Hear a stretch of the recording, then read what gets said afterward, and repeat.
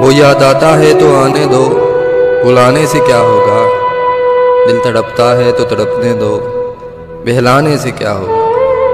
फासले दिलों में आ चुके हैं कब के, अब उसके दूर जाने से क्या होगा। बस बात ही फैलेगी गैरों में, हाले दिल किसी को सुनाने से क्या होगा।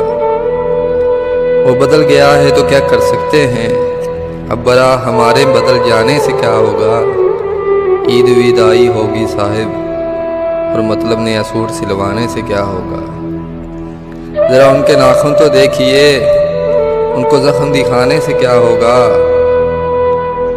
वो आए तो ईद होगी हमारी, वरना ईद के आने से क्या होगा। दो दिलों में दीवारें खड़ी करेंगे, कुछ और इस ज़माने से क्या होगा। आदत ही बिगड़ेगी उसकी फरियाद, रोज़ उसे मनाने से क्या होगा।